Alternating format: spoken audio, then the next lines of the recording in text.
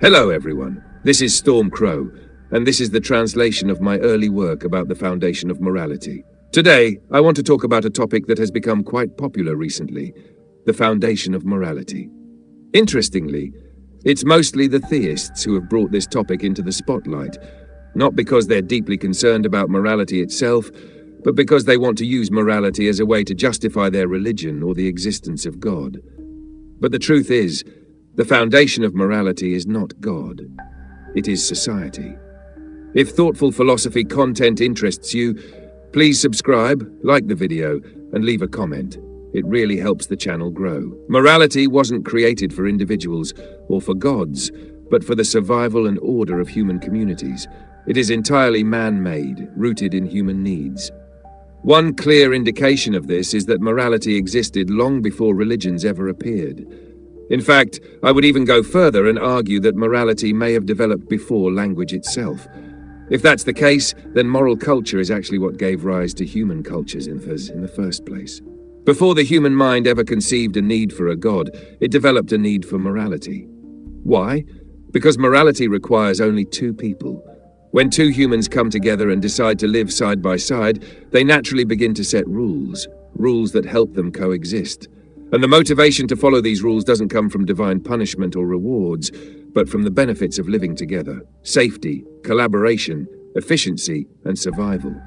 So, morality predates language. When languages developed and the first cultures emerged, moral systems grew alongside them, shaped, spread, and adapted according to the needs of each society. Without morality, there can be no community. That's why morality is rooted in humanity's need to become a society. So where exactly did the concept of God enter into morality? If we want to link morality with gods, then we must look at early societies with their lawgiver god-kings. The first people who went beyond naturalistic gods encountered something new: the superior human. Early humans who explained the unknown through miracles came across leaders who seemed almost godlike, figures with authority, knowledge, or mysterious power. These superior humans fulfilled the spiritual and existential needs of their societies. They reshaped morality by redefining social rules, keeping communities united under new ethical systems. In this way, they modernized existing morals and laid the foundation for religion. In settled societies, leaders were not just rulers, but protectors, seen as miraculous figures who shielded people from natural disasters. But protection was never free. They demanded loyalty, submission, even servitude. By declaring themselves divine, or claiming to represent an invisible god or nature itself, they secured their authority. As they ruled, their words reshaped morality, eventually evolving into religious systems. From this perspective, religion is rooted in moral culture but required a law-giving authority to emerge. Thus, religious morality is not a new creation. It is a reinterpretation of pre-existing morality, molded by those in power. If you're still with me, drop a quick comment with your thoughts. Do you think morality needs religion? And don't forget to like and subscribe for more.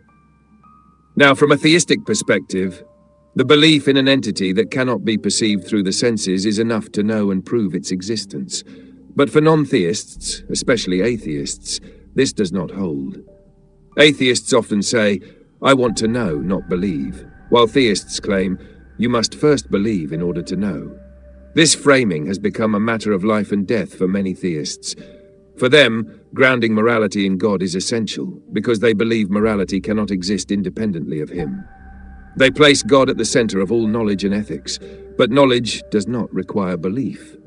Knowledge comes through discovery and observation. Even belief that arises from observation depends on more fundamental forms of knowledge. Without those, even observation-based belief cannot exist. That's why the existence of God is not an observational truth. It is theoretical and dogmatic. And in order to avoid being dogmatic, it must be proven.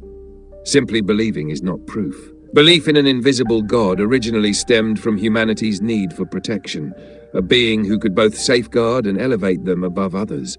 But in modern times, the age of reason and scientific knowledge, this belief has shifted. Today, God is often seen as a response to the fear of death and the need to find meaning in life. God must not abandon humanity. He must prevent us from feeling lost in a vast and chaotic universe. Humans fear becoming nothing after death. And while belief in God offers comfort, morality becomes the only meaningful path in the face of God's silence and mystery. But then we must ask, if God is the source of morality, why does immorality still prevail? I would argue that the forgiving nature of God has contributed to the decay of religious morality. A God who punishes and rewards, but also forgives, can nullify punishments entirely through mercy. When people believe that simply believing in God guarantees an escape from hell, religion becomes both a leash and a loophole. This paradox is striking. While theists often accuse atheists of immorality, it is within religious systems that we find immorality being justified, even enabled by divine forgiveness. In short, if morality is grounded in God, then immorality is also grounded in Him.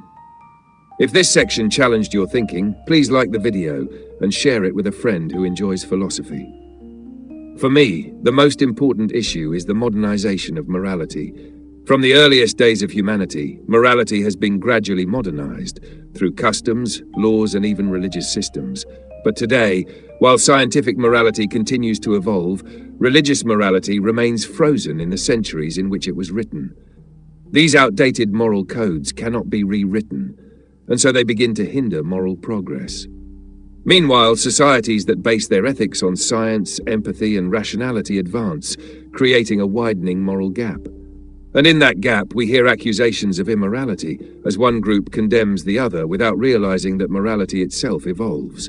For example, in the past, marrying off children to much older men was considered moral.